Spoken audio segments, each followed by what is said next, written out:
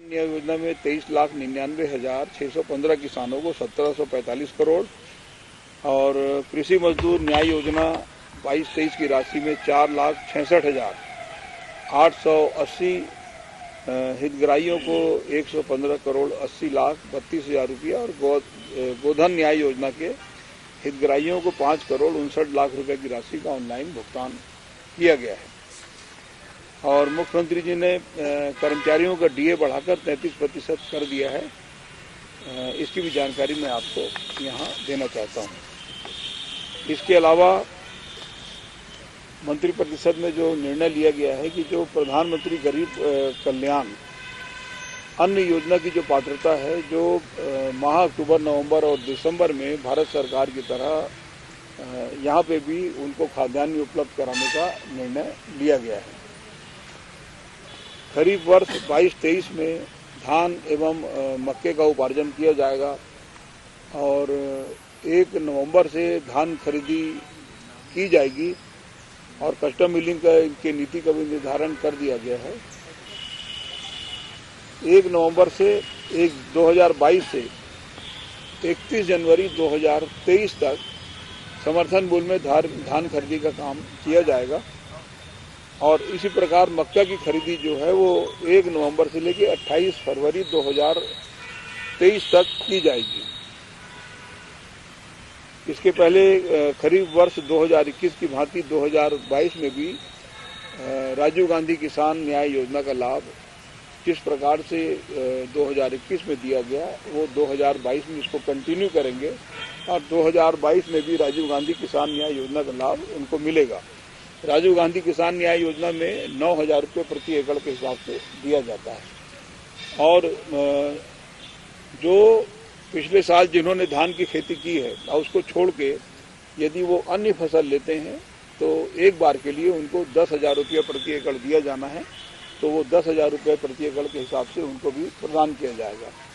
इसी प्रकार से यदि कोई खेती छोड़कर वृक्षारोपण का कार्य करेगा, धान की खेती छोड़कर, तो उसको वृक्षारोपण करने पर 10,000 रुपये प्रति एकड़ 3 वर्षों तक प्रदान किए जाना है।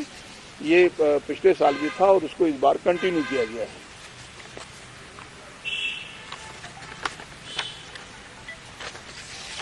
गन्ना प्रोत्साहन योजना के अंतर्गत जो पेराई सीजन 2021 है उसके जो अंतर की राशि थी करीब 11.99 करोड़ रुपए अंतर की राशि दिया जाना था, तो आज निर्णय लिया गया है कि ये उनको प्रदान कर दिया जाए और पेराई वर्ष 21-22 में भी प्रोत्साहन राशि का भुगतान राजीव गांधी किसान न्याय योजना के तहत किया जाए। एक और भी वन विभाग की तरफ से निर्णय लिया गया है कि अभी जो वनोपज के परिवहन के लिए अभिवहन पास जारी होता है, ट्रांजिट पास, अब भारत सरकार की तरफ से एक national transit pass system NTPS लागू किया गया है और इसका लाभ ये होगा कि इस सिस्टम से यदि हम दूसरे राज्य की सीमा में प्रवेश करते हैं तो वहाँ पे दूसरा ट्रांजिट पास बनाने की ज़रूरत होती थी। मैनुअल आधार पर अब तक किया जाता था, लेकिन यदि ये ट्रांजिट पास अब ऑनलाइन सिस्टम होगा तो दूसरे राज्य में भी प्रवेश करते समय कोई अड़चन नहीं है, वो प्रवेश किया जा सकता है।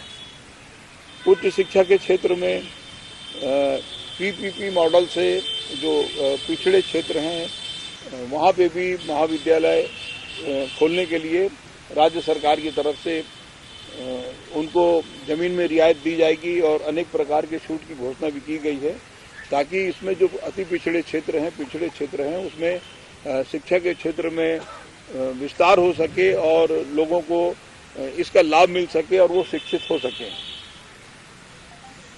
खरीफ विपणन वर्ष 2021-22 में छत्तीसगढ़ राज्य सहकारी विपणन संघ मर्यादित को धान उपार्जन के लिए जो शासकीय प्रतिभूति होती है वो 14,700 करोड़ की वैधता को 31 अक्टूबर 2023 तक बढ़ाया गया है।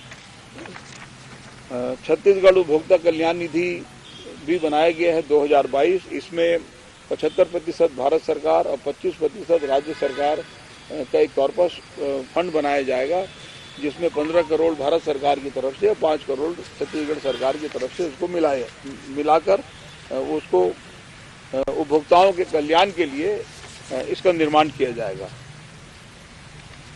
आबकारी विभाग द्वारा आबकारी उप निरीक्षक के पद पर सीमित विभागीय प्रतियोगी परीक्षा, ये क्या न्यायालय में मामला लंबित था और बहुत लंबे समय से लंबित होने के कारण अब जो फैसला हुआ है उसके हिसाब से विभागीय परीक्षा में बैठने के लिए जो पात्र लोग थे तो वो उसको 2 बार के बदले अब 2 से अधिक बार में बैठने की पात्रता नहीं थी, तो अब तीसरी बार भी वो वन टाइम एक बार के लिए छूट देते हुए तीसरी बार भी अब वो परीक्षा में बैठ सकेंगे। इसके अलावा राज्य कर विशेष आयुक्त के पद पर भी पदोन्नति के लिए जो उसका जो अर्हता है वो सेवा अवधि करीब 5 वर्ष होना चाहिए, तो उसमें भी वन टाइम के लिए छूट दिया गया है। और बस इसी प्रकार का यदि कोई प्रश्न हो तो आप बताइए। देखो, रिजर्वेशन को लेकर ऐसा है कि भी क्वांटिफाइबल डाटा जो है वो उसकी रिपोर्ट अभी प्राप्त हुई नहीं है और वो डाटा की रिपोर्ट आने के बाद उसमें आगे की कार्रवाई की जाएगी। वो तो डाटा आएगा, लेकिन आरक्षण जो कम हुआ है उसको कैसे मेंटेन किया जाए? आदिवासी आंदोलन, देखिए, मुख्यमंत्री जी ने एक बार नहीं अनेक बार कहा है कि जिसका जितना हक है वो उसको मिलेगा। कैसे मिल पाएगा? उनका तो कहना ज्यादा है, लेकिन 50% के दायरे के तो बाहर हो जाएंगे। 50%, देखिए ऐसा है कि 2 टाइप का सिस्टम है और माननीय उच्च न्यायालय ने भी जो आदेश पारित किया है उसका ये कहना है कि जो इसके पहले जो रिजर्वेशन जारी किया गया था वो 50 से ऊपर हो गया था। ये बिल्कुल सही है कि सुप्रीम कोर्ट की तरफ से इंदिरा साहनी वाले मामले में 50% से ऊपर आरक्षण नहीं हो सकता। अब उस समय जो माननीय उच्च न्यायालय का जो कथन है उसके हिसाब से सपोर्ट में कोई डॉक्यूमेंट होना चाहिए था। जैसे इसके पहले जो तमिलनाडु में 69% का आरक्षण हुआ उसको देखकर कर्नाटक ये सर्वोच्च न्यायालय में गए कि भाई इनका मोर देन 50% है, हमारा भी किया जाए। तो सर्वोच्च न्यायालय की तरफ से कहा कि हेड काउंट करो। अब 1 साल का समय उनको दिया गया था, वो हेड काउंट नहीं कर पाए, तो उसके बाद वो आरक्षण उनको प्राप्त नहीं हुआ। उसी तरह से अभी वर्तमान में कर्नाटक ने उनके आयोग की रिपोर्ट के आधार पर राष्ट्रपति जी को भेज दिया है कि इसको 9वीं अनुसूची में शामिल किया जाए। तो अब छत्तीसगढ़ सरकार को इंतजार है कि क्वांटिफाइबल डाटा जिसकी प्रक्रिया सतत चल रही है वो उसके जो डाटा आने के बाद फिर इसमें आगे कार्रवाई होगी। लेकिन एक मिनट, लेकिन जिसका जितना हक है वो मिलेगा। अब पूछिए क्या बोले।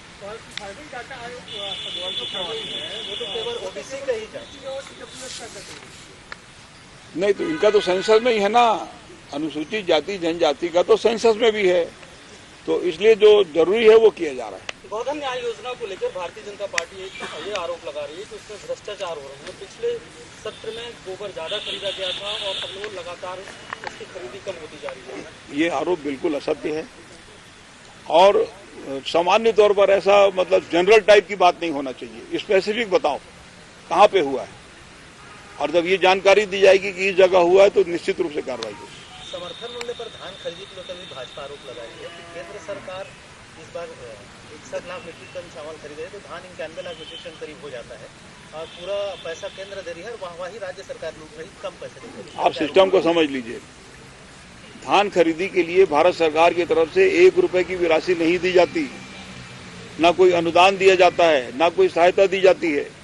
छत्तीसगढ़ की सरकार हर साल बैंकों से कर्ज लेती है और कर्ज के आधार पर धान खरीदी का काम करती है। अब भारत सरकार का रोल क्या है? भारत सरकार का रोल केवल इतना है कि जब हम धान खरीदी करेंगे, कस्टम मिलिंग कराएंगे, ट्रांसपोर्टेशन करेंगे, कुछ चावल पीडीएस में देंगे, बाकी का चावल भारतीय खाद्य निगम में जमा करेंगे, तो हमारा चावल जमा ले लिया जाए, केवल इतना रोल है। और जितना भी राशि हमने खर्च किया है परिवहन के लिए, खरीदी के लिए, बारदाने के लिए, कस्टम मिलिंग के लिए, ये पूरा का पूरा जब टोटल करके हम भारत सरकार के सामने क्लेम प्रस्तुत करेंगे चावल जमा करने के बाद, उतनी राशि हमको भारत सरकार की तरफ से मिल जाएगी। खरीदी हम अपने पैसे से करते हैं, कर्ज लेकर करते हैं। अभी तो शुरू जो नहीं हुआ है, अभी कहाँ से कमी आ गया? व्यवस्थाएं पहले से कर ली गई थी। पिछली बार जैसे जिस तरह की दिक्कतें आई, भारत सरकार की तरफ से है कि 50% पुराना बारदाना, 50% नया बारदाना क्रय करके और उसमें खरीदी किया जाना है। उसकी प्रक्रिया चल रही है। ये शेर की मौतें हो रही है, खाल भी बरामद हो रही है, उसको रोक लगाने के लिए कुछ अलग कर रहे हैं, तो क्या करें? देखिए, ऐसा है कि इस प्रकार की कभी भी कोई जानकारी आती है तो हम लोग निश्चित रूप से बड़ी कार्रवाई करते हैं। आपके पास भी यदि कुछ होगा तो आप बताएंगे, जरूर कार्रवाई। घटना हुई है शेर मारा, जो भी घटनाएं होती है सब में कार्रवाई होती है।